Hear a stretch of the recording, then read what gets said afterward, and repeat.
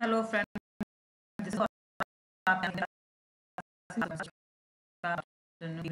राम राम जी से आप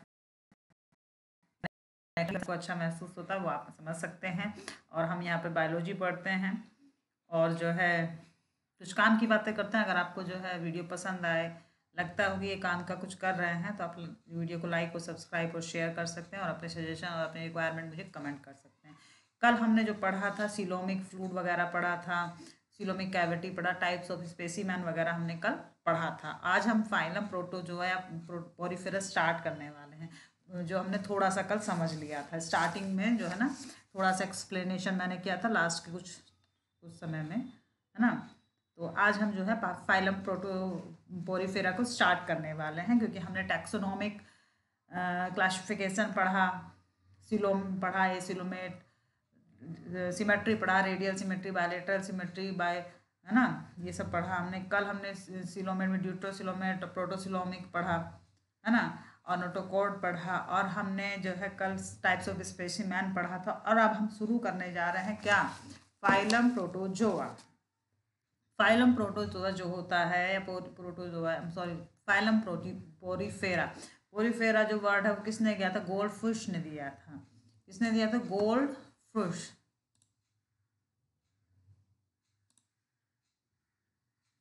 पेन की प्रॉब्लम हो जाती है रोज। कल भी ये परेशान कर रहा था, पेन नहीं चल रहा था, अभी भी सेम ही कंडीशन है। I don't know why. किसने दिया था,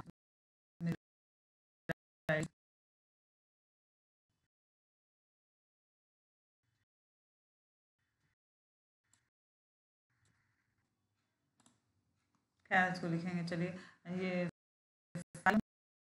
पोर बियरिंग्स जो एनिमल होते हैं उनको मॉडिफाई किया है। इनकी बॉडी जो है पोर, और इनमें जो है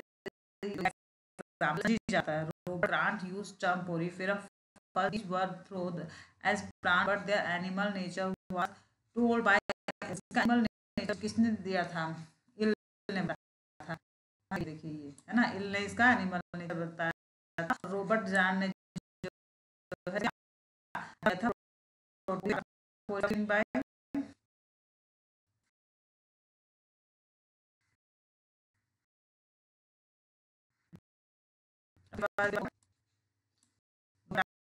और इसको जो है एनिमल कैरेक्टर इसने बताया था। All adults are non motile, there larva are is motile. जो ये स्पंज जो होते हैं नॉन मोटाइल होते हैं, और इसका लार्वा लेके these are diploblastic, outer layer is called ectoderm और periderm, and inner layer is called endoderm. देखिए ये टर्मिनोलॉजी है जो आया ना, ब्लास्टो में, वहां समझ आ जाना चाहिए कि ये हमने पहले पढ़ा है। और डिप्लोब्लास्टिक का मीनिंग होता है कि जो एनिमल है उसमें सिर्फ 2 जर्म लेयर पाई जाएंगी। ट्रिप्लोब्लास्टिक में 3 जर्म लेयर पाई जाएंगी। डिप्लोब्लास्टिक जो है क्या है, इसमें जो क्या कहा है, पेरिडर्म भी कहा गया है, एंड इनर लेयर जो है वो एंडोडर्म है। तो क्या कोइनोडर्म भी कहा गया है। देखिए एक्टोडर्म को क्या कहा है, कहा गया है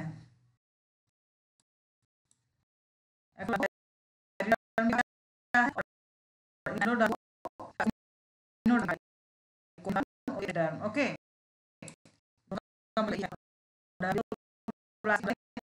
पाई जाएंगी, हमने पहले पढ़ा है। जो टर्मिनोलॉजी इससे पहले गई है टैक्सोनॉमिकल क्लासिफिकेशन में, वो आप सारे जो वर्ड्स हैं वो लर्न होना जरूरी है। बार बार हम यूज करेंगे तो याद हो जाएंगे, आराम से दिमाग में बैठ जाएगा, उसमें घबराने वाली बात नहीं है। लेकिन हाँ, जहाँ डिप्लोब्लास्टिक का ये आपको एकदम क्लिक होना चाहिए, स्ट्राइक होना चाहिए, और उसका मतलब वो है जिनकी ओरिजिन सिर्फ 2 जर्म लेयर होती है। एक्टोडर्म मतलब कि पेरिडर्म, एंडोडर्म मतलब कि कोइनोडर्म। These term used in porifers. Between these two term, between these two layer, a non-cellular layer is present. In the layers, cellular layer present. Called mesenchyma मीजोहाइल, ये हमने पढ़ा था, है ना। इनके बीच में जो लेयर होती है, सेलुलर लेयर प्रेजेंट होती है, उसको क्या कहते हैं, मीजनकाइमा, मीजोहाइल या मीजोडर्म। मीजोडर्म कहाँ कहीं जाएगी, जहाँ पे 3 जर्म लेयर होगी, उसके अलावा जहाँ पे 3 जर्म लेयर नहीं है, मीजोकाइल या मीजोकाइम या मीजोहाइल जाता है। Body pores are called ostia. Porifers जो है primarily known as pore bearing animal and their pores are called ostia. Ostia is plural and the ostium is singular word। ये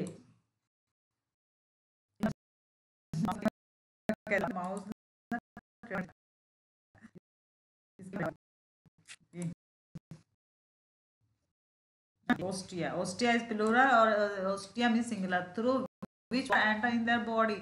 Ostia जो है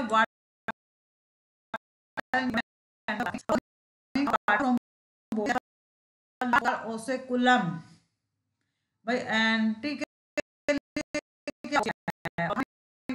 ओसेकुलम so sponges are also known as many mouth and one exit animal। ये समझिए,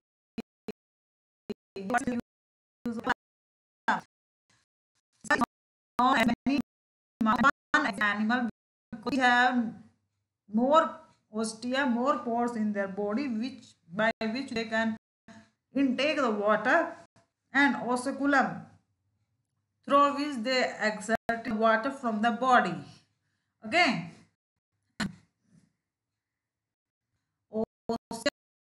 जिस द्वारा पोरीफर्स या spongy जो है वाटर को अंदर लेते हैं बहुत सारे नंबर में, और ओसोकुलम क्या है, जिसके द्वारा वे वाटर को बाहर निकालते हैं या अपने एक्सक्रीटिव प्रोडक्ट को बाहर निकालते हैं। ओसोकुलम अकेला होता है ना, और ओस्टिया बहुत सारे होते हैं।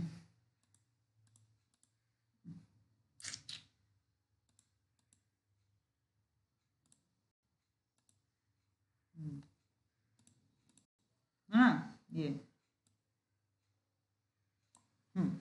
है ना। और इनको क्या कहा जाता है, sponges also known as many mouth and one exit animal और यूजुअली ये क्या है, यूजुअली मैराइन होते हैं, एसिमेट्रिक होते हैं। मतलब एसिमेट्रिक हमने सिमेट्री पढ़ा था ना, सिमेट्री देखिए, एसिमेट्रिक वर्ड यूज हुआ। एसिमेट्रिक का मतलब है उसमें कोई सिमेट्री नहीं है, आप कहीं से भी काटे बिल्कुल भी इक्वल पार्ट पे डिवाइड नहीं होगा, that is called asymmetric. But Spongilla is a fresh water eater sponge have cellular level of organisation.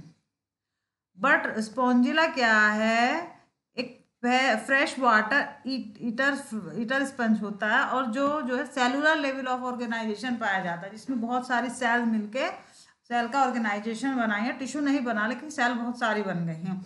In their body water flow through canal और gathering of food, respiratory exchange and removal of waste flow of water is known as canal system। इनका मतलब है कि इनकी body में water का flow, respiration का flow, food exchange और रिमूवल ऑफ वेस्ट सब वाटर के थ्रू होता है। सारी बॉडी एक्टिविटी वाटर के थ्रू सिंगल सेल परफॉर्म करती है, और इस सिस्टम को कैनाल सिस्टम कहते हैं। जैसे हमारे यहाँ एक्सक्रीटरी सिस्टम अलग है, रेस्पिरेटरी सिस्टम अलग है, डाइजेस्टिव सिस्टम अलग है, लेकिन स्पंजेस में ऐसा कुछ भी नहीं होता, वहाँ सिर्फ कैनाल सिस्टम है। और कैनाल सिस्टम का मतलब है कि वो एनिमल, वो पोरीफर्स जिनमें वाटर के थ्रू एक्सचेंज ऑफ फूड होता है, रेस्पिरेशन होता है और रिमूवल ऑफ वेस्टेज होता है, दैट इज का कैनाल सिस्टम। और इनकी जो बॉडी कैविटी होती है, इसको स्पंजोसील या पैरागैस्ट्रिक कैविटी कहते हैं। और इनका डाइजेशन इंट्रासेलुलर होता है। इंट्रासेलुलर ये आपको याद रखना है, digestion is intracellular, digestion is intracellular. क्यों?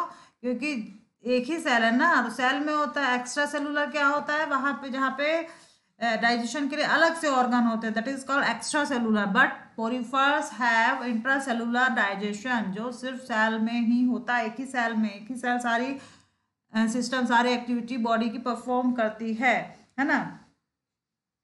और न्यूट्रिशन का इनमें कितने तरीके से होता है, 3 तरीके। लोकोमोशन के लिए इनके पास सीलिया पैरा पैरा पैरापोडिया और फ्लैजिला, ये 3 ऑर्गन्स होते हैं।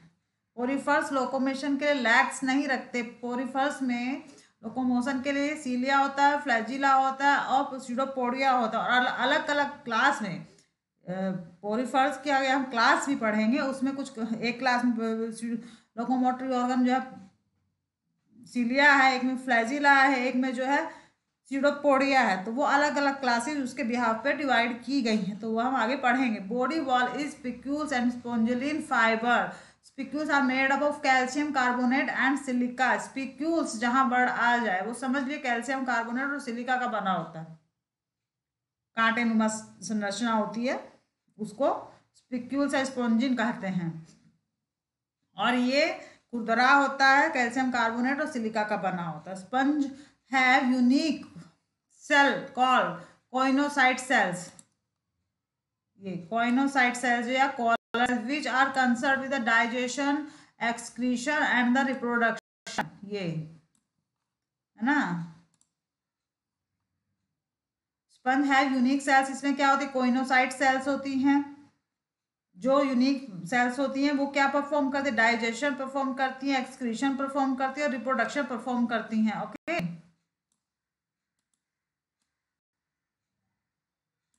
Body wall has spicules and spongin fibers. Spicules are made up of calcium carbonate and silica. ये मैंने आपको बताया कि बॉडी वॉल जो कैल्शियम कार्बोनेट और सिलिका के बने होते हैं, और ये जो है थोड़े खुरदरे होते हैं, कांटे नुमा संरचना होते हैं। Animals are hermaphrodite. Fertilization internal होगा, एक्सटर्नल नहीं होगा। Development is indirect and their larva is known amphiblastula with larva stage but parenchymula larva in Leucosolenia. ये समझिए, इनके यहाँ जो लार्वा स्टेज है एम्फीब्लास्टुला होती है।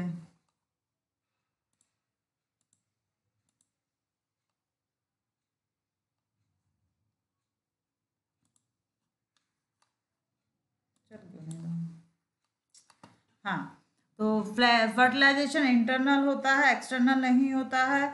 और जो है हर्मेफ्रोडाइट है ना। और डेवलपमेंट इज, हर्मेफ्रोडाइट का मतलब क्या, कुछ भी खा सकते हैं, ओमनीवोरस टाइप से हैं। ओके, आगे पीछे हो गया ना, वही चल नहीं रहा था। एम्फीब्लास्टुला लार्वल स्टेज, इनका डेवलपमेंट इनडायरेक्ट है, डायरेक्ट नहीं है, इनडायरेक्ट है। और इनके लार्वल स्टेज जो एम्फीब्लास्टुला, लेकिन ल्यूकोसोलेनिया में एम्फीब्लास्टुला लार्वा नहीं पाया जाता। उसमें क्या, पैरेन्काइमुला लार्वा, पैरेन्काइमुला लार्वा किसमें पाया जाता है, ल्यूकोसोलेनिया में है। ये पैरेन्काइमुला लार्वा प्रेजेंट इन ल्यूकोसोलेनिया, ये एक्सेप्शन है किसका, पोरिफर्स का। पोरिफर्स में नॉर्मली एम्फीब्लास्टुला लार्वा पाया जाता है, लेकिन ल्यूकोसोलेनिया पैरेन्काइमुला लार्वा पाया जाएगा, है ना। और जो है इनका न्यूट्रिशन 3 तरीके से होता है, होलोजोइक, होलोफिटिक और स्पैरोजोइक या मिक्सोट्रॉपिक। होलोजोइक जेड जहाँ पे आगे, होलोजोइक एनिमल लाइक न्यूट्रिशन होता है। और जो है होलोफिटिक फाइटा किसके लिए यूज होता है, प्लांट्स के लिए, है ना। तो प्लांट लाइक न्यूट्रिशन होता है। मिक्सोट्रॉपिक एनिमल और प्लांट दोनों तरीके से होता है। इसका एग्जाम्पल क्या, यूग्लिना है, इसमें आगे होगा यूग्लिना।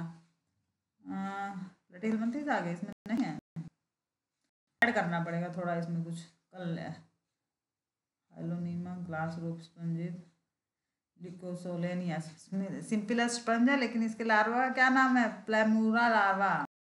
एम्फीब्लास्टुला लार्वा इसने नहीं है। पैरेन्काइमुला लार्वा किसमें पाया जाता है, ल्यूकोसोलेनिया। देखिए ये है इसका, है ना, इसमें ल्यूकोसोलेनिया लार्वा पाया जाता है। साइकोन क्या, अर्न स्पंजिस है, साइकोन क्या, अर्न स्पंजिस है। ओके।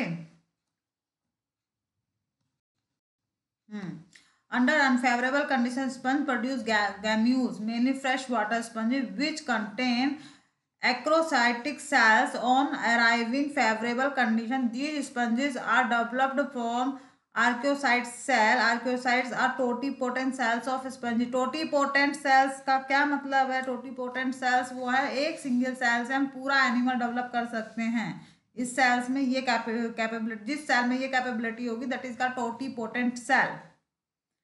अनफेवरेबल कंडीशन में स्पंज गैम्यूल्स प्रोड्यूस करती है fresh water sponges mainly, which contain archaeocytic cells. Archaeocytic cells इसमें होती है। एंड अराइविंग और फेवरेबल कंडीशन के आने पर न्यू स्पंज का डेवलपमेंट करती हैं।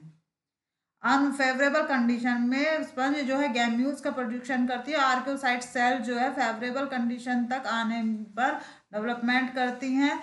Archaeocyte cells are totipotent cells होती है, सॉरी टोटीपोटेंट सेल्स जो है आर्कियोसाइट सेल्स होती हैं, या आर्कियोसाइट सेल्स जो है टोटीपोटेंट होती है, मतलब कि वो एक सेल से हम पूरा एनिमल डेवलप कर सकते हैं, पूरी स्पंज बन सकती है, ये कैपेबिलिटी इसमें होती है। गैम्यूल एंडोजीनियस बर्ड, गैम्यूल्स में एंडोजीनियस बर्ड होती है। इसमें यहाँ देखिए बर्ड का वो डायग्राम, ये देखिए ये एम्फीब्लास्टुला लार्वा है। मेरा पेन नहीं चलता यार, चलेगा लग तो रहा है। ये एम्फीब्लास्टुला लार्वा है। ब्लास्टोसील इसमें पाई जाती है, माइक्रोमर्स पाया जाता है, मैक्रोमर्स। भाई बाहर की तरफ जो है देखिए ये यहाँ से यहाँ तक क्या हो गया, ये क्या है, माइक्रोमर्स हैं, और ये सारे क्या है, मैक्रोमर्स हैं, और ये क्या है, ब्लास्टोसील है, ठीक है। और यहाँ पे क्या है, ये स्पंज है। इसमें देखिए ये स्पिक्यूल्स है, जो ये स्पिक्यूल जो हमने अभी पढ़ा है ना, कैल्शियम कार्बोनेट और सिलिका के बने हैं वो। और ये मास ऑफ आर्कियोसाइट सेल, ये जो है, ये जो सेल है, ये इतनी आर्कियोसाइट सेल्स का मास है। इसकी एक सेल्स में कैपेबिलिटी होती है पूरा स्पंज, पूरा एनिमल बनाने की, दैट इज का आर्कियोसाइट सेल्स। और totipotent cell W Wilson reported highest power of regeneration in sponges.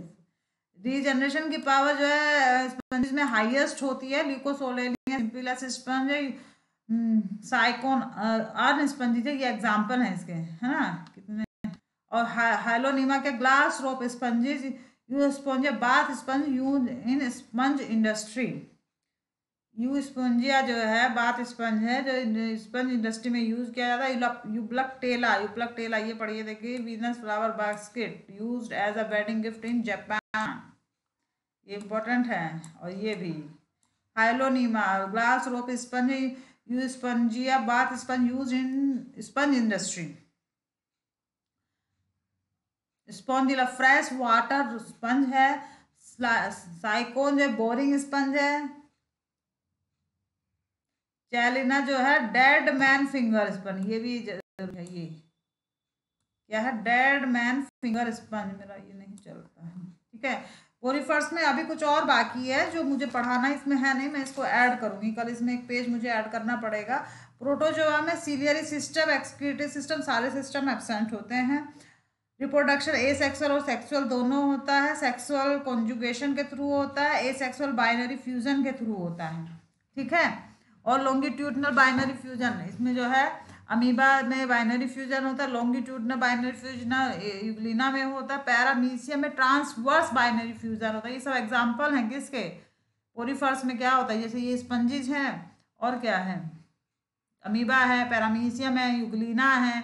तो अमीबा में क्या है, बाइनरी फ्यूजन होता है। यूग्लिना में क्या है, लॉन्गिट्यूडनल बाइनरी फ्यूजन होता है। पैरामीशियम में ट्रांसवर्स बाइनरी फ्यूजन होता है। प्रोटोजोआ को लोकोमोशन के आधार पर सब फाइलम में डिवाइड किया गया है, समझे। प्रोटोजोआ को सब फाइलम के आधार सॉरी लोकोमोशन के आधार पर सब फाइलम में डिवाइड किया गया है, जिसमें जो है लोकोमोटरी होता है ना, सीडोफोडिया, सीलिया एंड फ्लैजिला। तो इनके अकॉर्डिंग सब फाइलम में डिवाइड किया गया है। तो इसके जो फाइलम है लोकोमोशन, अगर जो है ना